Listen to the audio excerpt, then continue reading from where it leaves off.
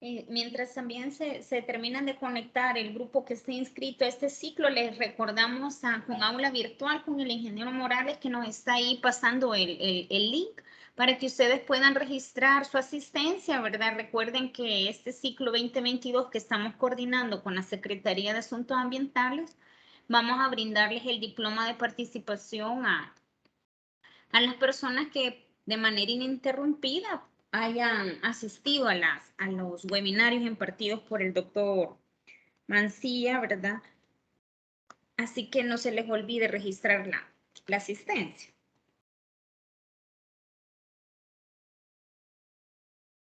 Maestra, buenas tardes. Buenas tardes, doctor Ramírez. Solo quería consultarle, este es continuación, ¿verdad? Del otro. Sí, sí, sí. Del ciclo de webinarios. Ok, sí. Ajá, ahí estaba viendo que ya con la doctora Rosillo ya está, hay un precocimiento ya de la actividad. Me gusta, para el día 27 estamos, ¿verdad? de hecho, ya la vamos correcto, doctor, sí. ¿Cómo no? Perfecto. Bueno, pues les deseo éxitos por ahí en la actividad. Un abrazo y que todo salga bien.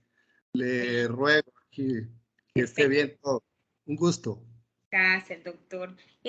Bueno, si gustan, iniciamos formalmente nuestra actividad, ¿verdad? Como mencionaba el doctor Ramírez, esta es la continuación que tenemos del ciclo de webinarios 2022, ¿verdad? Que estamos impartiendo con la Secretaría, ¿verdad? De Asuntos Ambientales de ERECAFTA, que nos están apoyando para impartirles a ustedes estas ponencias. En esta ocasión nos va a acompañar el doctor Mario Mancilla, que ya nos ha brindado, ¿verdad?, algunas de las ponencias y otras las ha brindado también su colega, ¿verdad? Así que sin mayor preámbulo, vamos a iniciar la actividad que ahora tenemos prevista, denominada la evolución y el uso de los principios ambientales. Para quienes se nos unen por primera vez, aunque el grupo se les está enviando, ¿verdad? El grupo que se inscribió, pero si usted por primera vez se une, voy a presentar al doctor Mario René Mancilla. Él es doctor en Derecho, es sociólogo, ¿verdad? Es máster en Derecho Constitucional, es experto universitario en investigación científica y proyectos, con diversos diplomados en estudios superiores, insuficiencia investigadora, diplomado en herramientas para la enseñanza del derecho ambiental. Ha realizado diversas publicaciones como Derecho Humano al Agua y al Saneamiento en Centroamérica. Es catedrático universitario y es ponente, ¿verdad?, en diversos congresos, simposios y foros. Actualmente es el director legal de la Secretaría de Integración Económica de Centroamérica, SIECA, Secretaría de Asuntos Ambientales del CAFTA de Doctor Mancilla, vamos a dejarlo a usted para que alrededor de este tiempo nos pueda comentar acerca del webinario que tenemos previsto para este mes de mayo y recordarles, ahorita ya tenemos una asistencia de 72 personas, recordarles, estimadas y estimados colegas, que deben de registrar su asistencia en el formulario que el ingeniero Roberto les comparte de aula virtual, el cual también se les facilite y lleven ese control, ¿verdad? Nuestro cooperante de asuntos ambientales. Entre ambos llevamos el control de la asistencia. Doctor Mancilla, bienvenido, buenas tardes y pues es suya la audiencia. Muchas gracias, buenas tardes. Es un placer de nuevo estar con ustedes después de un par de meses por acá. Pues primero que nada les quiero trasladar los saludos del coordinador general de la Secretaría, el licenciado Jorge Guzmán. Él está muy emocionado con esto que estamos haciendo con ustedes y ojalá sea solo el principio de algo diferente, ¿verdad? ¿Qué es lo que vamos a ver hoy? En cierta medida es una continuación de lo que el maestro Pacheco compartió con ustedes en la sesión pasada, pero hoy vamos a profundizar no tanto en el contenido específico de los principios del derecho internacional ambiental, sino vamos a hablar un poquito de cómo han evolucionado, porque es bien importante tener presente, los abogados a veces perdemos de vista la esencia, ¿verdad? La génesis de las cosas que utilizamos, y esa génesis puede darnos luz sobre cómo se pueden utilizar de mejor manera o cómo se están utilizando en otros lugares las diferentes herramientas, entre estos los principios del derecho internacional ambiental. Antes de entrar en el contenido de la charla y presentarles el objetivo de la misma, déjenme plantearles o pintarles como una fotografía cómo debiéramos estar viendo los principios del derecho, todos, ¿verdad? Hoy no hablando solo de lo ambiental, sino los principios generales del derecho y los principios particulares de todas las disciplinas que el derecho aborda. Son básicamente un conjunto de herramientas. A veces nos cuesta aprender un poco qué son los principios porque se presentan de diferentes maneras. Se presentan como casi reglas de conducta, se representan como máximas, se representan como frases. Y a veces cuesta, digamos, captar cuál es la esencia de este tipo de herramientas en el derecho. Y en el fondo no es ni más ni menos que diferentes herramientas que los que han participado en la construcción de lo jurídico desde la antigüedad han ido desarrollando para solucionar problemas que las normas jurídicas escritas, que las normas inflexibles puestas en papel, no logran alcanzar. Recuérdense que el problema del derecho escrito es que no alcanza a incorporar todas las posibilidades de la conflictividad humana, de tal manera que jueces, administradores, etcétera, siempre necesitan un espacio de cierto nivel de discrecionalidad en el cual se aplica la mejor decisión posible, pero se tiene que justificar. Y esta aplicación posible la sacamos de ese conjunto de herramientas que le denominamos principios. Entonces, el objetivo general de la charla de hoy es en principio ponerlo sobre el mapa de cómo ha evolucionado el concepto y luego proponerles algunos de los usos, tanto en el pasado como en el presente, que se ha hecho de los principios del derecho, en particular de los principios del derecho ambiental, y las funciones que están llamados a resolver o a cumplir actualmente los principios jurídicos. Lo bonito es que toda la primera parte de la charla de hoy les va a poder servir para otras ramas del derecho. Luego ya vamos a ver temas muy específicos del derecho ambiental. Entonces vamos a ver tres cosas, sus orígenes y su evolución. Vamos a hablar la función en la interpretación, en la integración, en la ponderación y en la producción del derecho. Y vamos a recuperar el sentido de reglas de validación e inspiración del sistema jurídico, cómo los principios cumplen, digamos, estas tres dimensiones. Y por si salen preguntas, mi querida Carlita me cuenta, porque no estoy viendo a la vez el chat por ahí. Muy bien, empecemos. Gracias. Empecemos con la evolución. Estos son breves antecedentes. Es un mapa. La licenciada Carla por ahí les compartirá un libro. Ya les expondré al final de hoy por qué es tan importante el libro que les van a compartir, que tiene mucho más detalles sobre algunas de estas cosas. Cuando hablamos entonces de principios, tenemos siempre que ponerlo en contraste con las reglas. Eso es cuando estamos en primer año en introducción al derecho, siempre nos da problema esto, ¿verdad? ¿Esto es un principio o es una regla? Es que mira, está en el texto, está en la Constitución, está en el Código Civil, pero ¿es principio o regla? Esa es la pregunta fundamental. Sin embargo, si pensamos en términos de historia, al principio todas las reglas jurídicas eran principios. No había, digamos, un proceso sistematizado. Recuerden que va a ser hasta Napoleón que despega el proceso de codificación y de querer tener todas las reglas de conducta humana y naturaleza jurídica en textos escritos conocibles, digamos, por toda la población. Hasta ese momento, mucho del derecho era básicamente la sabiduría que se había ido acumulando, ¿verdad?, a través de la solución de casos concretos en los diferentes tipos de tribunales. Y de hecho, hasta la fecha, todavía seguimos en algunos sistemas legales. En el sistema nuestro del civil law no se maneja mucho, pero en el common law, ustedes van a ver cómo los jueces tienen todavía la posibilidad de acudir a los principios de equidad y tienen un listado de principios de equidad que tienen libertad de utilizar aún sin voltear a ver el texto legal. Eso es un remanente, digamos, de cuando toda la experiencia jurídica se expresaba en principios. Pero luego se empieza a formalizar las reglas de derecho, de tal manera que se empieza a reducir la posibilidad de interpretación del aplicador del derecho, fundamentalmente en la antigüedad los jueces, ¿verdad? Entonces, estos principios ya vistos en ese marco jurídico formalizado tienen dos orígenes diferentes y que se van a ir fusionando en el camino. Por supuesto, recuerden, estos son breves antecedentes y casi todo es sobre simplificación. Aquí habrán otras fuentes para otras familias jurídicas como la oriental, la asiática, etcétera, etcétera, que son muy diferentes a las nuestras. Entonces, la primera es la jurisprudencia romana, que pega mucho con esta primera afirmación de la lámina que están viendo ustedes. Y la segunda es a ver mucho tiempo después, en el advenimiento de la Edad Moderna, en el siglo XVI, cuando se empieza a globalizar el comercio con la conquista de América, África, Asia, etcétera, etcétera. Y entonces se genera otro conjunto de principios, pero de una raíz histórica diferente y que se van a ir obviamente sumando, fusionando en el proceso histórico. Veamos muy rápidamente entonces qué era lo que hacían los romanos. Los romanos partían de la idea, muy diferente a lo que hacemos hoy día, de que para resolver un caso ustedes tienen que comprender de qué se trata el caso, cuál es la cosa del caso.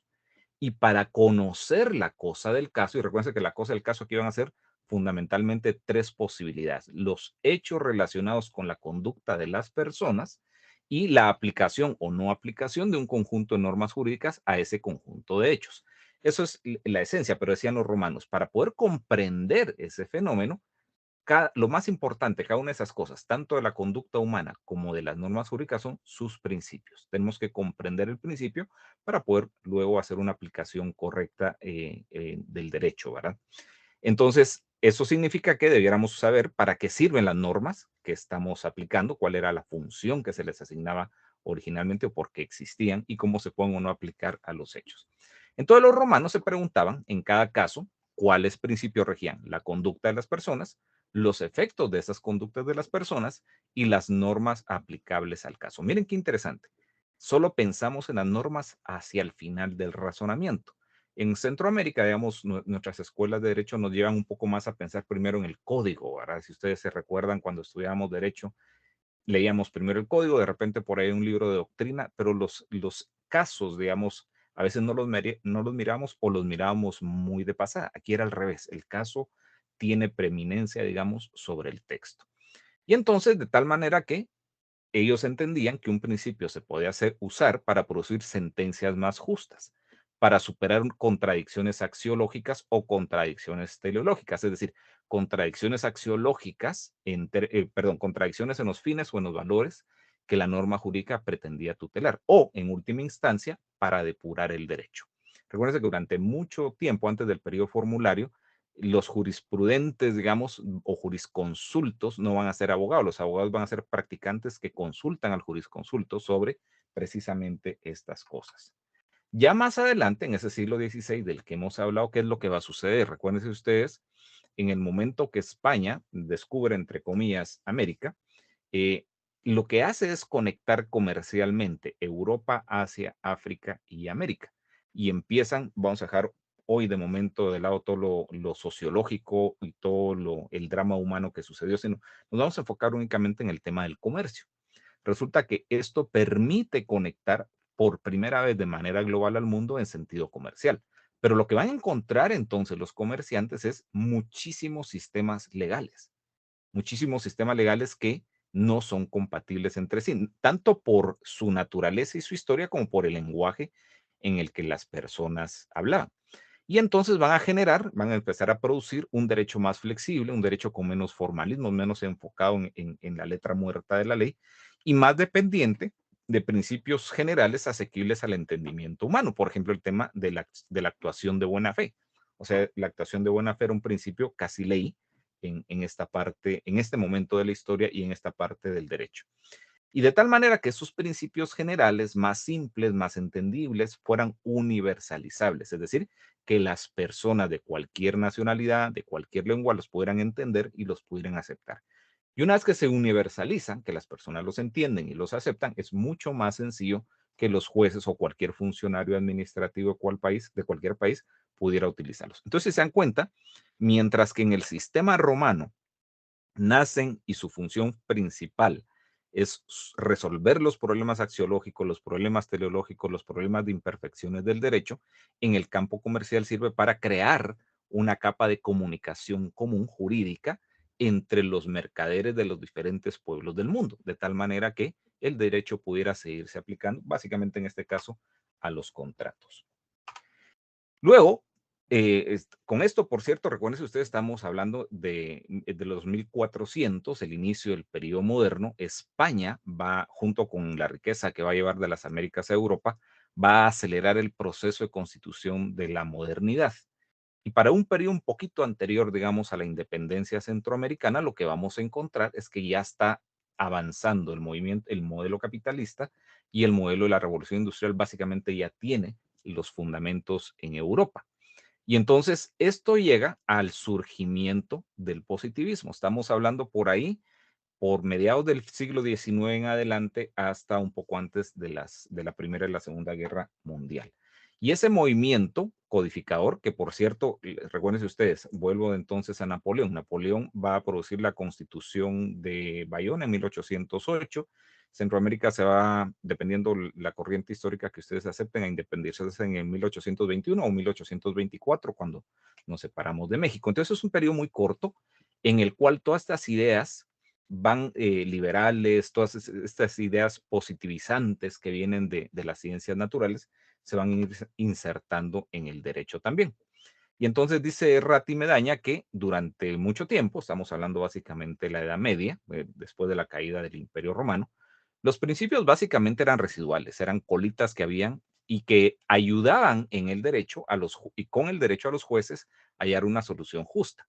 Y eran parámetros generales, parámetros abstractos, a los que se acudía, miren, mucho en la vía del sentido romano, ante la laguna, la oscuridad o la insuficiencia de la ley. Era como las rueditas complementarias o la rueda de repuesto, si ustedes quisieran ver, del sistema legal. Eso va a cambiar. ¿Por qué va a cambiar? Porque se da todo el proceso positivizador que va a culminar, digamos, precisamente antes de la Primera y la Segunda Guerra Mundial, y vamos a tener sistemas legales altamente positivistas, entre ellos el alemán, que va a producir junto con el mexicano, con la Constitución de Querétaro, y el alemán con la Constitución de Weimar, ambas del 17 y del 19, empiezan a tratar de escapar de ese formalismo que había amarrado, digamos, al sistema legal.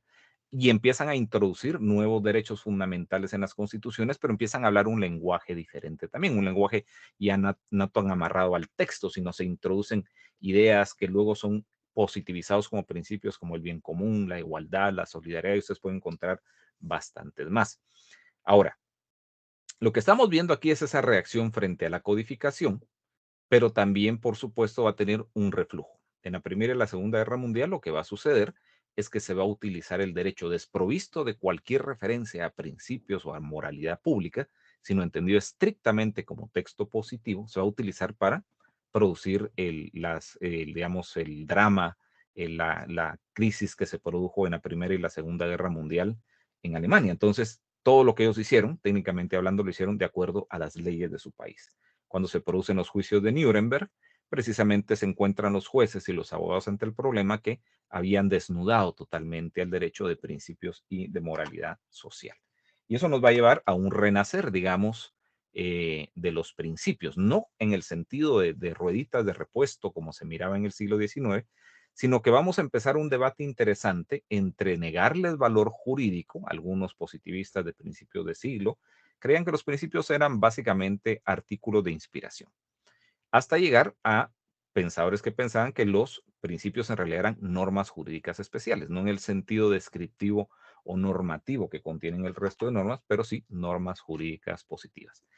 La crisis esta, que se produce inmediatamente después de la Segunda Guerra Mundial, potencia, algunos creen que hace surgir el neoconstitucionalismo, esto ustedes lo habrán escuchado en otras charlas, en otros temas en el marco de la escuela, pero obviamente el neoconstitucionalismo es la corriente más potente que nace después del positivismo de principios del siglo XX. Y lo que va a suceder, junto con otras corrientes, el realismo jurídico, los feminismos jurídicos, hay N número de corrientes jurídicas modernas, actuales, contemporáneas.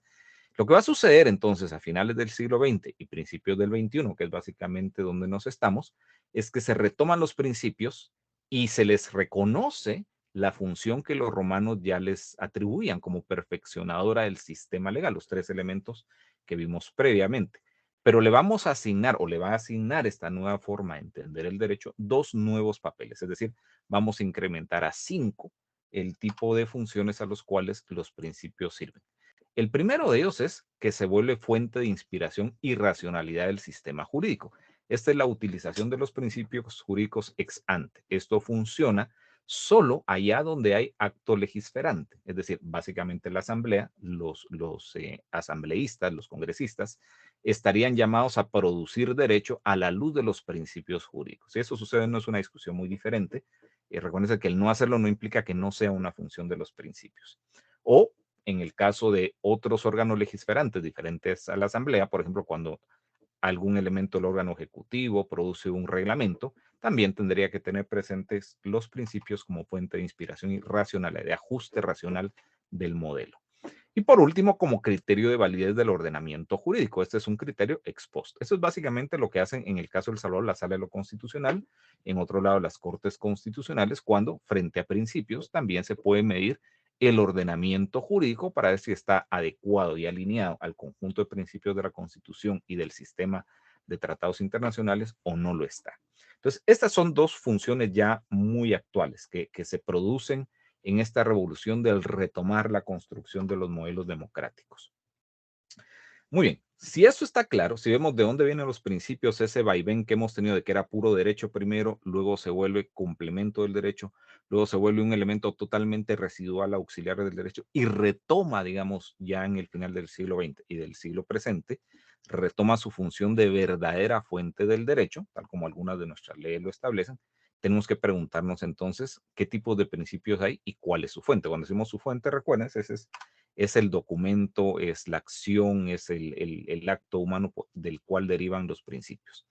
Muy bien, ¿cuáles son estas fuentes? Pues obviamente la primera, el derecho escrito. Las constituciones, las leyes o tratados, cada vez más estos textos legales incluyen de manera positivizada los principios.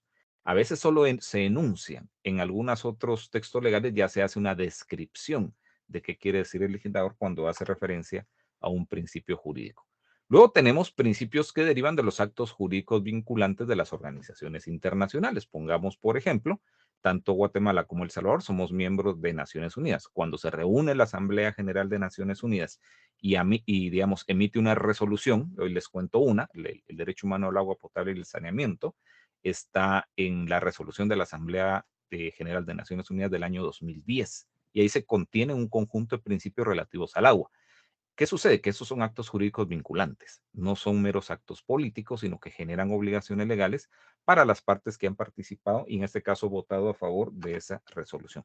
Salvador y Guatemala ambos votamos para esa resolución. Luego, obviamente, de las prácticas estatales individuales o de las prácticas estatales con relación a otros estados, ya sean bi o multilaterales. Estas prácticas, ¿dónde se concentran? En agendas, planes de acción, declaraciones conjuntas. Se pueden de ahí obtener, digamos, también principios.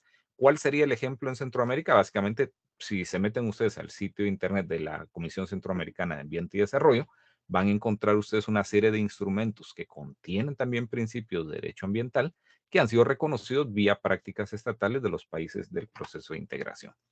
Eso es bastante obvio, las sentencias de los tribunales, ya sea tribunales nacionales o tribunales internacionales. Por ahí les haré un par de citas nada más de la Corte Internacional de Justicia, por ejemplo, donde se avanzan interpretaciones de estos elementos. Una herramienta novedosísima, básicamente en Centroamérica, aunque no en el mundo, es el tema de las opiniones consultivas, diagonal obiter dicta. A veces son puramente obiter dicta, a veces son opiniones consultivas más obiter dicta. De los tribunales nacionales, no es una práctica común de los tribunales nacionales tener obiter dicta, pero la Corte Interamericana sí. Y de tribunales internacionales o tribunales arbitrales. Recuérdense que el primer caso ambiental fue el Smelt Trailblazer en Estados Unidos, que se resolvió vía un juicio arbitral. Entonces aquí les pongo como ejemplo la opinión consultiva 23-2017 de la Corte Interamericana, que si nos da tiempo, al final de la charla tengo un par de láminas donde les cuento cuáles son las innovaciones que introduce esta opinión consultiva. Por supuesto, la doctrina científica pierde mucho peso frente a las demás fuentes, pero normalmente adquiere de nuevo más peso en las decisiones cuando son los tribunales constitucionales o las salas de lo constitucional que las introducen como fundamento del razonamiento jurídico, la motivación judicial para determinar la decisión que han tomado. Es bastante común ya que se haga referencia a las obras científicas en las sentencias. Luego tenemos el soft law, el derecho suave, no tiene mucho sentido en castellano y se utiliza mucho más el vocablo en inglés. ¿Y a qué nos referimos con soft law? Nos referimos fundamentalmente a declaraciones internacionales, la Declaración de los Derechos de la Tierra, Declaración de la Naturaleza, Declaración de Estocolmo, Declaración de Río, Declaración de Johannesburgo, así podemos ir enunciando una buena cantidad de declaraciones internacionales, Carta a la Agenda 21, los programas de gobierno, de programas internacionales, perdón, por ejemplo, el Programa Centroamericano contra los Cambios Climáticos, etcétera, etcétera. Entonces, Aquí también vamos a encontrar principios del derecho ambiental internacional y del derecho ambiental nacional también. Y por último, en el caso que nos corresponde, que es el tema ambiental, los avances de la ciencia. Lo interesante cuando hablamos de los avances de la ciencia es que los principios que derivamos de la ciencia son derivados directamente de leyes científicas, de tal manera que nosotros podemos ver cómo el conocimiento de nuestro mundo afecta al derecho, lo va cambiando de tal manera que lo va volviendo, digamos, desactualizado o contrario a la realidad en ciertas cosas. Les puse aquí un ejemplo que lo tenemos tanto en El Salvador como en Guatemala, en nuestros códigos civiles, la figura de la accesión a la propiedad por aluvión. Pues resulta que si ustedes ven cómo está redactada esta disposición legal, es totalmente contraria al conocimiento científico actual de cómo funciona el planeta, cuál es el tamaño del planeta, cuál es el funcionamiento de los ríos y otros cuerpos de agua. En el pasado, cuando no conocíamos eso, pues sí tenía sentido pensar que mi terreno crecía, ¿verdad? Los terrenos no crecen, ¿verdad? La tierra no crece. Sin embargo, está en el Código Civil todavía de nuestras dos naciones y la ciencia nos va presentando principios que nos dicen hay que corregir, hay que superar esas concepciones del pasado en el derecho. De entonces, vamos a deducir que hay una serie de principios jurídicos que tienen, digamos, diferente presentación o diferente forma. Los positivos, recuerden que positivos en el derecho es puesto, alguien los puso ahí, son estos principios que la autoridad competente, la autoridad con poder legislativo, pone en un texto normativo, un texto legalmente válido, leyes, reglamentos, tratados, declaraciones internacionales, etcétera. Luego tenemos los jurisprudenciales, es decir, básicamente esos razonamientos sintéticos que producen los jueces en sus sentencias. Tenemos los consuetudinarios, como los que proceden del sentido común, ¿verdad? Por ejemplo, aquel principio básico, acuérdense ustedes del derecho civil, que por cierto en derecho ambiental también aplica, que el que indujo su propio daño no puede reclamar reparación, o quien puede más puede lo menos. Vamos a encontrar casi siempre estos consuetudinarios se expresan en forma de máximas, ¿verdad? O los principios que son producidos por prácticas jurídicas y memoriales, como la buena fe. Y luego, obviamente, los científicos, que básicamente las ciencias naturales nos dicen que el derecho, la composición, la integridad y el sentido del ordenamiento jurídico se tiene que ajustar a lo que la ciencia ha encontrado. Cuando hablamos del principio que quien contamina y daña debe pagar y reparar, no es algo que a alguien se le ocurrió porque sí. Es cuando descubrimos que los impactos en los sistemas ambientales son impactos complejos, impactos que no se quedan en el poco de contaminante que tiraron ustedes en el río o el par de árboles que se cortaron, sino que se esparce, digamos, se expande, perdón, por todo el sistema ambiental y por consiguiente la obligación tiene que responder a ese principio que la ciencia nos demuestra. Los daños ambientales no son locales nunca, ¿verdad? O el principio de sostenibilidad, si nos sacamos todo, no habrá planeta para nosotros después. Entonces, los principios pueden estar ubicados en la Constitución, en los tratados, en la jurisprudencia, en la ley, en la ciencia jurídica, en otras ciencias. Algunos, como los ambientales, van a estar fuertemente amarrados a la ciencia y las leyes inmutables de la ciencia, y otros van a estar basados también en filosofía moral. Y más que nada, vamos a encontrar muchos principios antiguos, la mayoría, que vienen de la prudentia iuris y de la consuetudo, para básicamente la costumbre y de ese conocimiento que heredamos de las generaciones anteriores y de culturas anteriores. Algunos principios son claramente imperativos, es decir, aquellos que son positivos o jurisprudenciales y que contienen una obligación de hacer o no hacer. Otros principios solo reflejan nuevas obligaciones legales que están emergiendo en la práctica social, en la práctica jurídica, conforme las sociedades van desarrollando. Algunos otros lo que plantean es un desideratum, ¿verdad? Contra el cual vamos a medir la perfección o la imperfección de nuestras leyes y de las conductas de las personas. Un ejemplo es el de igualdad, ¿verdad? El principio de igualdad. Hombres y mujeres somos iguales sin dignidad y derechos. Este es claramente un desideratum. Porque si ustedes van a la sociedad van a encontrar que esto todavía no es así. Aspiramos a que sea así. Y algunos otros principios van a reflejar la sabiduría acumulada del derecho. Entonces, lo que quiero darles a entender con este párrafo que tenemos ahora mismo en la pantalla es que el origen de los principios, la fuente donde están, digamos, en alguna manera determina, digamos, el principio. Pero el siguiente elemento que determina el principio es su contenido. Podemos resumir muy ampliamente en estas categorías los contenidos de los principios. Y entonces, esos principios, ya sean imperativos, ya sean obligaciones o legales emergentes, ya sean desideratum, ya sea sabiduría acumulada, básicamente lo que generan ahora es un nuevo sistema legal en el cual funcionan como un amarre para la forma en que producimos, interpretamos, leemos y aplicamos el derecho. Es decir, nos sirve como herramienta. Recuérdense lo que les dije al inicio de la charla. Veamos a los principios como un paquete de herramientas. No vamos a encontrar dos principios que se parezcan, que estén formulados de la misma manera, que vengan de la misma fuente, que tengan la misma estructura. No, son muy diversos. No tiene mucho sentido tratar de tener un modelo único en la mente de principio, porque tienen fuentes diferentes, tienen naturalezas diferentes.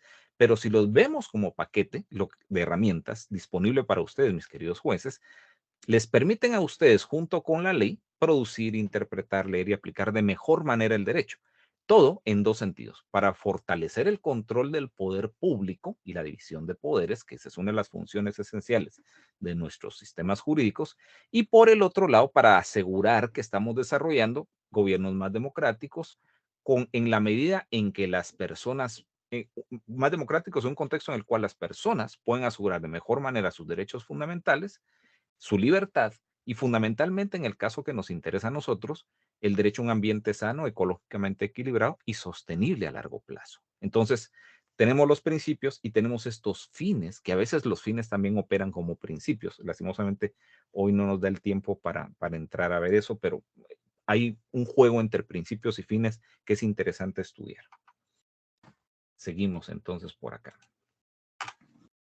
La función entonces de los principios, ya más o menos les va quedando por ahí algunas frases, ¿verdad? Aquí siguiendo el caso de Geneti Italia contra Venezuela, nos dice la Corte Internacional de Justicia, miren la fecha, 1903, no es ni siquiera que estemos viendo doctrina muy nueva en esto ya viene trabajándose muy fuertemente en el derecho internacional, que los principios expresan verdades generales que deben guiar nuestras acciones, sirven de base teórica para el desarrollo de los actos de la vida y cuya aplicación a la realidad produce las consecuencias esperadas, las consecuencias justas esperadas.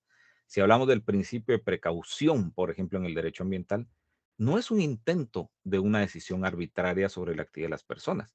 Es verdad que es mejor prevenir que lamentar, que la ciencia ha demostrado que es tan complejo el sistema ambiental que a veces es mejor evitar una acción, aunque tenga unos costos económicos inmediatos, a tener que intentar reparar algo que probablemente después no se pueda reparar.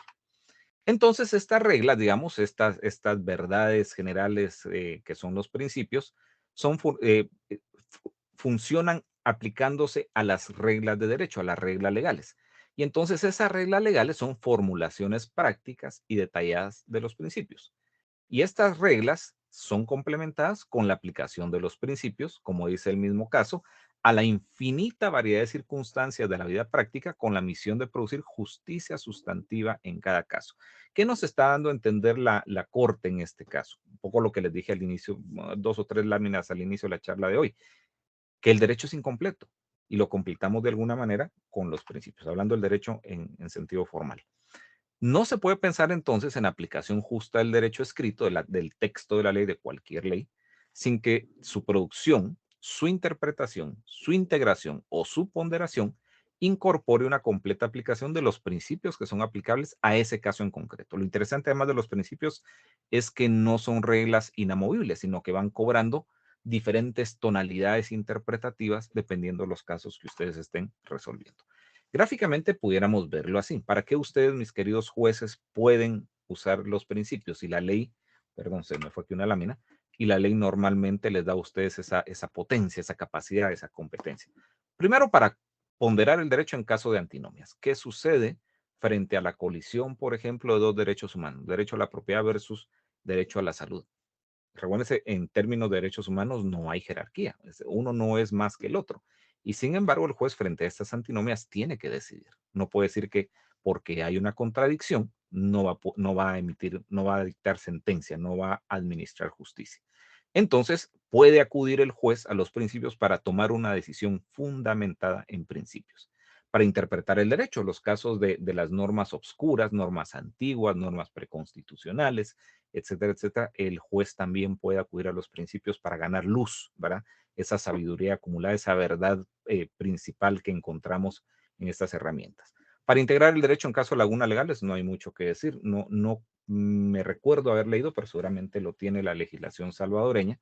En el caso de Guatemala hay una norma clara que le impone al juez la obligación de dictar sentencia, aun si no hay norma. Y luego, cuando no hay norma, de poner en conocimiento de la Corte Suprema ese vacío, esa laguna legal, para que se haga el ejercicio de la iniciativa de ley. Entonces, pero el juez debe resolver. Y si no hay norma, no hay laguna legal, pues los principios pueden servir.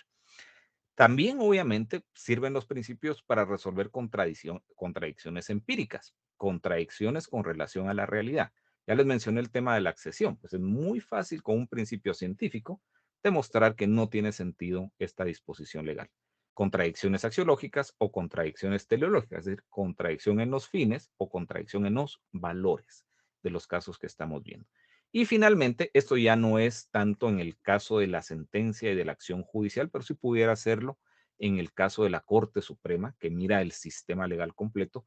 ¿Cómo vamos midiendo la validez sistémica, la validez por principio del sistema jurídico nacional? Pues los principios nos ayudan para esto. Estas son, digamos, en una pincelada muy rápida, las grandes funciones de los principios. ¿Y cuál es su lógica de aplicación? Muy sencilla. Esto lo vemos, pero lo pasamos muy rápido, lamentablemente, en los cursos de argumentación y motivación de la sentencia. ¿Se acuerdan ustedes que el juez va a tener fundamentalmente un conjunto de hechos producidos por las partes y un conjunto de argumentos producidos por las partes? Esa es la materia con la que el juez trabaja. El juez eso lo va a incorporar como hechos del caso y tendrá que producir un proceso analítico y de interpretación en función de las normas. Lo único que tiene que hacer el juez es hacer ese mismo proceso en función de los principios, de tal manera que al final su solución argumentada, la sentencia, tenga claro fundamento, tanto en los principios como en las normas. ¿Hay posibilidad de error? Por supuesto, y probablemente dos jueces de diferente pensamiento jurídico seleccionarán un conjunto de diferentes principios o los interpretará de una manera diferente, pero sucede exactamente lo mismo con la ley. Entonces, ese no es un problema, sino simple y sencillamente nos ayuda a producir sentencias, justicia sustantiva, dice la Corte Internacional de Justicia. Muy bien. Luego, entonces, si tenemos claro sus funciones, si tenemos claro su origen, si tenemos claro de dónde vienen en términos evolutivos, el siguiente paso es pensar muy bien, ¿y qué significa eso de regla de validación o regla de inspiración? Porque se recuerdan que habían dos funciones adicionales que se les asignan al derecho. Entonces, les mencioné por ahí, recuérdense, básicamente el derecho positivo demostró, cuando está desprovisto de principios y moralidad jurídica, que puede ser una máquina de muerte y de sojuzgamiento, puede validar eso. Y entonces, obviamente, esto requiere un mecanismo para poder oponerse a normas jurídicas que son injustas. Aquí esto tiene un fuerte sabor justnaturalista, yo lo sé, por ahí se los dejo para que lo debatan cuando tengan la oportunidad, o contrarias a principios legales, ¿verdad? Como el de igualdad o dignidad humanas, reconocidos por las naciones civilizadas. Todavía tenemos, mis queridos colegas, sistemas legales que contienen normas que son claramente contrarias a los principios más universales. Entonces, ya les comenté estos dos elementos y lo veríamos de esta manera. Todo sistema legal está o debiera estar enmarcado en dos grandes marcos que son concéntricos. El constitucional, que es el que tenemos más cercano, y el convencional, que lo tenemos un poco más afuera. Y ambos contienen un conjunto de principios. Esos principios pueden o no ser coincidentes, pero existen. Tenemos los principios en general, que son los principios constitucionales o de los tratados y otros instrumentos internacionales. Es un marco estrictamente referencial, a menos que un tratado diga que el principio es obligatorio o que la Constitución diga exactamente lo mismo. Que nos permite producir derecho. Toda norma escrita por el Poder Legislativo o por cualquier otro poder legisferante deberá producirse teniendo como referencia este conjunto de principios. Y luego están ustedes, mis queridos colegas, tanto los jueces como la administración. Las decisiones administrativas, cuasi administrativas y judiciales debieran estar basadas a la vez en la producción de un derecho que estimamos que es adecuado al marco de principios y en los principios que son aplicables al caso concreto. Si estos tres niveles, digamos, del sistema legal están alineados, podemos decir que entonces los principios están sirviendo tanto para interpretar como para producir el derecho. Y ese sistema legal sería válido en estas condiciones, cuando sus fundamentos en el lado nacional es el modelo ambiental constitucional, sus principios, fines y valores ambientales, además de su bloque de constitucionalidad, si es que el país acepta este concepto, la Corte o en el caso del Salón de la Sala, aceptan este concepto de bloque de constitucionalidad, si no nos quedamos básicamente con la Constitución, y bajo de ese bloque tenemos el conjunto de normas jurídicas que deberán estar alineadas con el modelo ambiental constitucional y la jurisprudencia que también debiera estar alineada con ese modelo constitucional, es decir, con ese conjunto de principios contenidos en el modelo. Y luego tenemos el modelo ambiental internacional. Estos dos están al mismo nivel, porque acuérdense, son modelos. Y de nuevo tenemos fines, principios y valores, solo que esta vez del corpus juris y de los derechos humanos, y una jurisprudencia que también deberá estar alineada con esto. Con esto podemos decir que un sistema legal, y ojo que estoy reduciendo muchísimo esto, mis queridos colegas, aquí si le añadimos temas laborales, temas de familia, temas de mujer, no es tan simple. Aquí nos estamos enfocando estrictamente en la lógica de conexión entre principios, normas, interpretación y aplicación, nada más. Luego, por supuesto, hay bastantes excepciones y bastantes temas para discutir. Me quedan 15 minutos y aquí hay un montón de material sobre los principios. Me voy a escapar el detalle, porque el detalle, la verdad es que Marco seguramente ya los acompañó un poco para ver estos principios. Solo recordarles, hay principios generales del derecho internacional ambiental que vinculan al derecho internacional ambiental con el derecho internacional público en general, como el de soberanía ambiental responsable, el de cooperación y buena vecindad, la preocupación común por la humanidad, herencia común de la humanidad. Y luego hay especiales, estos no son todos, estos son los que más se están presentando en las sentencias, en los tratados, pero hay muchos más que estos. Acción preventiva, principio precautorio, participación en consulta. Por ejemplo, ya tenemos el acuerdo de Escazú en Centroamérica. No todos los países lo han ratificado, pero por ahí hay diferentes interpretaciones de si se debe aplicar o no. Desarrollo sostenible, contaminador pagador y de responsabilidades comunes, pero diferenciadas. Muy bien, entonces me voy a saltar esto, les queda igual ahí en su carpeta o en el correo que les compartan los materiales, porque con el tiempo que me queda quiero abordar qué pasó, cuál es el cambio más importante de los últimos años, para ser precisos, de 2017 para acá. Es la introducción de la opinión consultiva 23-2017. Todos esos principios que no vimos en detalle, pero que ya tienen ustedes una idea de qué son, a partir de esta opinión consultiva de la Corte, y se acuerdan que una de las fuentes de los principios son las opiniones consultivas y los obiter dicta. Esta opinión tiene las dos características. Es opinión consultiva y es obiter dicta. A partir de aquí, de esta opinión, todos los tratados de derecho ambiental son tratados de derechos humanos y todos los principios del derecho ambiental son herramientas disponibles en el marco de la interpretación de los casos por vía de derechos humanos. Es bien importante para ustedes, mis queridos jueces, que tengan presente esto, porque esto implica, entre otras consecuencias, que todos los tratados ambientales son pasibles de control de convencionalidad. Entonces, ¿cuáles son los cambios que introduce la Corte? Ojo que esto es por vía de interpretación anticipada, por obiter dicta. La Corte, estos son temas más o menos extraídos directamente de la opinión. La Corte, al entrar a interpretar las obligaciones estatales que se derivan del derecho a la vida y la integridad personal en entornos ambientales, se extendió a interpretar a partir de la Convención Americana y el derecho ambiental los siguientes temas: la interrelación entre derechos humanos y medio ambiente, los derechos humanos afectados por causa de la degradación ambiental y el derecho humano a un ambiente sano y ecológicamente equilibrado. Miren qué interesante, son tres cosas. Por cierto, lo único que le pedí a Colombia, que es el país que pidió esta opinión consultiva, es que discutiera con relación a un problema con Nicaragua, el problema del derecho a la vida y la integridad por mal manejo ambiental del Estado. La Corte, aprovechando, se abre y produce su obiter dicta, incluyendo estos otros tres elementos. Son 5 elementos que la Corte considera en su opinión. No voy a entrar a la parte que le interesaba a Colombia, nos voy a quedar con la parte ambiental. ¿Cuál es la interrelación entre derechos humanos y medio ambiente? Establece a párrafo 49 la opinión que varios derechos de rango fundamental requieren como precondición necesaria para su ejercicio una calidad medioambiental mínima y se ven afectados de forma profunda por la degradación de los recursos naturales.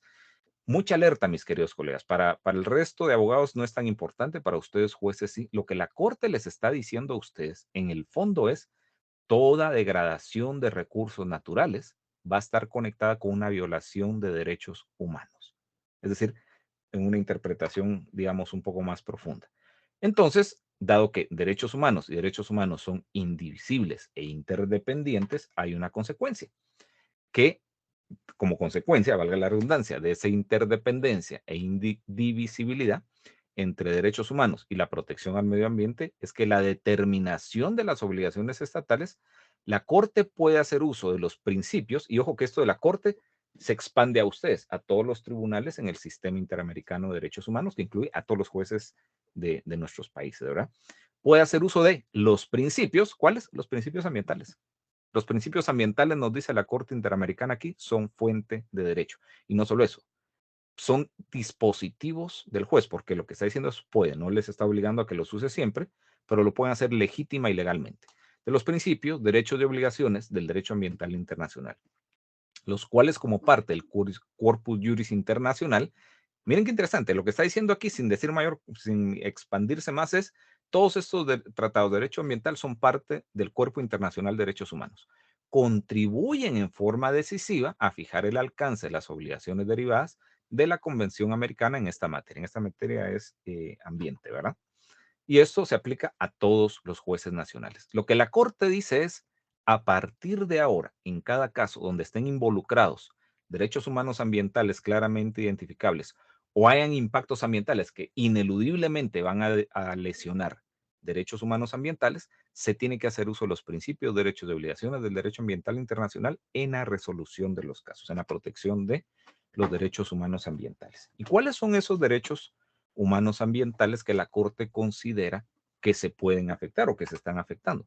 Miren qué interesante. Voy a saltarme esta primera parte porque ya miro el reloj y me da un poco de angustia.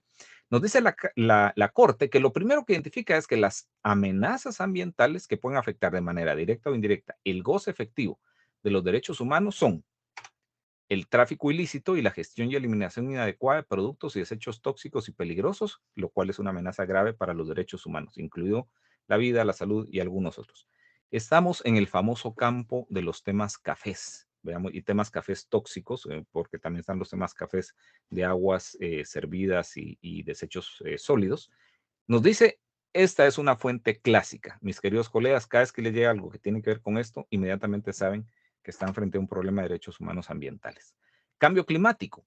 Aquí todavía es más genérico. Recuerden ustedes que lo que nos presenta el cambio climático o nos produce en Centroamérica es que nos va a convertir, o ya somos, una de las regiones más sensibles, más vulnerables a los efectos negativos del cambio climático. Y este cambio climático va a afectar derecho a la vida, la salud, la alimentación, el agua, la vivienda, la libre determinación. Y el tercer gran campo que encuentra de momento la Corte Interamericana es la degradación ambiental en general, la desertificación, que eso en general va a producir mayor miseria y consecuencias negativas en el derecho a la alimentación.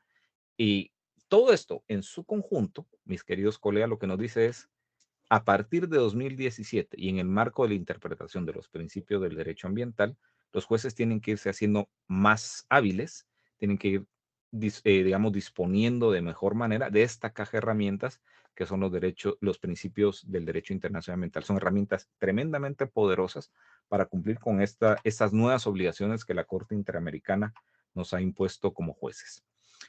Entonces, como consecuencia de esa estrecha conexión entre la protección del ambiente y el desarrollo sostenible y de los derechos humanos, actualmente hay múltiples sistemas de protección de derechos humanos que reconocen el derecho al medio ambiente sano como derecho en sí mismo y particularmente el Sistema Interamericano de Derechos Humanos a la vez que, no hay duda que, establece la Corte, otros múltiples derechos humanos son vulnerables ante la degradación del medio ambiente, todo lo cual conlleva una serie de obligaciones ambientales de los estados a efectos del cumplimiento de sus obligaciones de respeto y garantía de esos derechos.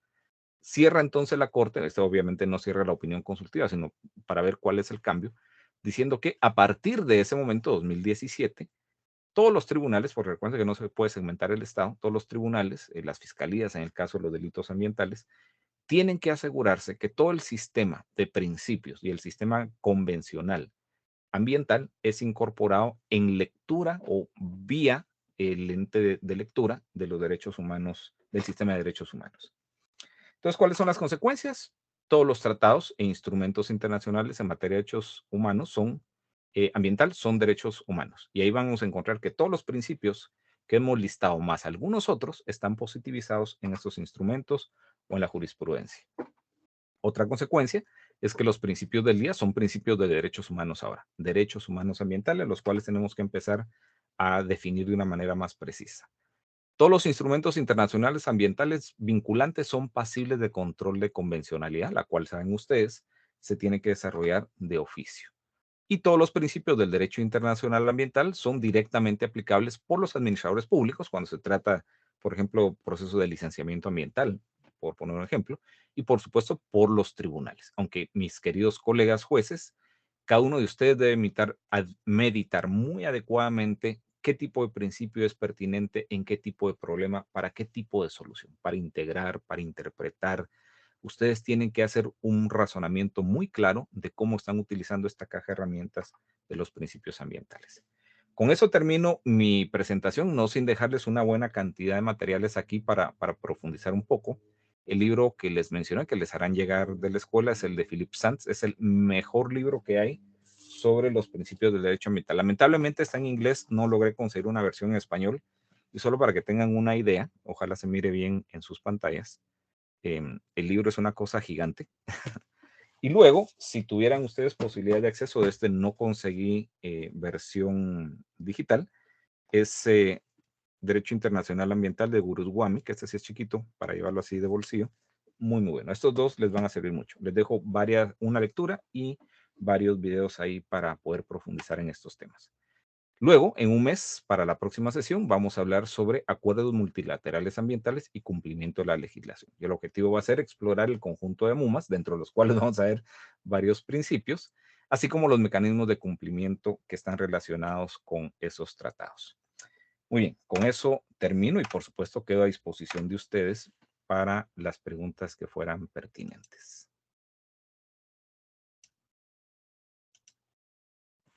En caso que hayan preguntas. Gracias por todos los aportes que nos ha brindado en la conferencia de este día.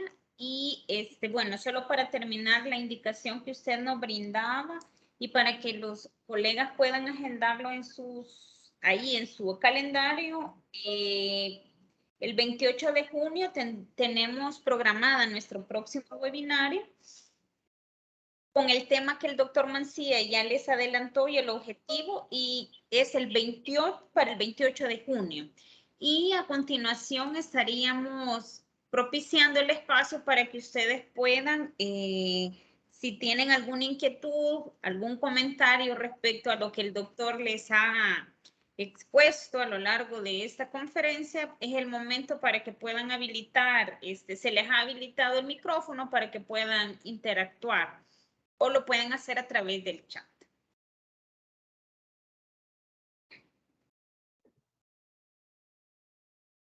Sí, ya tienen habilitado el micrófono si alguno quisiera hacer uso del espacio, pero mientras lo hacen, extenderle las felicitaciones, doctor, los comentarios, ¿verdad?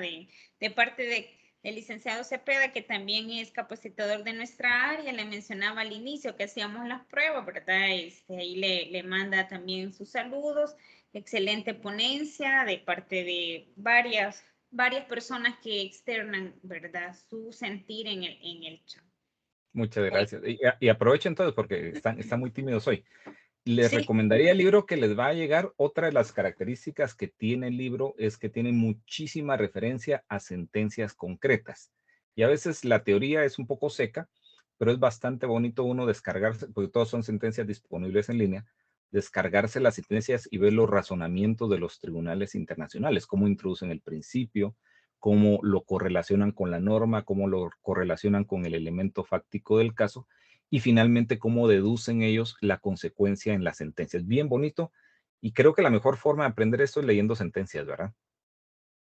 Así es, doctor. El número de opinión consultiva es 23-2017 de la Corte Interamericana de Derechos Humanos. Ahí se la voy a compartir a Carla para que se las mande también. Excelente, doctor. Y la charla, los materiales, sí, nosotros se los vamos a compartir, la presentación, el libro y también la opinión consultiva. El número ya se lo repitió. Bueno, entonces, si no hay alguna otra consulta o algo que quisieran que el doctor amplíe, pues llegaríamos hasta acá, ¿verdad? Con la conferencia programada para este día, para terminar de manera puntual. Y siempre exhortarles que sigan uniéndose, ¿verdad? Al ciclo de estas conferencias que tenemos programadas, ¿verdad? Con la colaboración siempre del doctor René Mancilla, ¿verdad? Y también las que ha impartido en otros temas, Marco Tulio Pacheco Porras, ¿verdad? Respecto a la asistencia, se le ha pasado a lo largo del webinario el respectivo formulario para las personas que se están quizás uniendo ahorita. Bueno, doctor, entonces darle las gracias, desearle una feliz tarde, ¿verdad? Y también agradecerles a todos y todas las personas que de manera puntual se unieron pues a este cuarto webinario.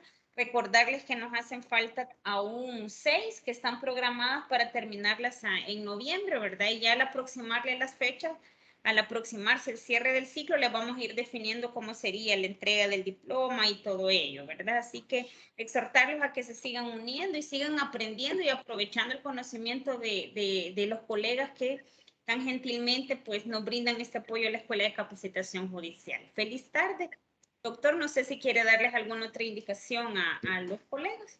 No, solo muchas gracias por su atención y por favor con lecturas. Ahí cualquier cosa que les vaya saliendo en el camino, preguntas, se las pueden enviar a la Lali Carlita y en las siguientes sesiones de repente pudiéramos ahondar algo al respecto, como para no perder esa oportunidad.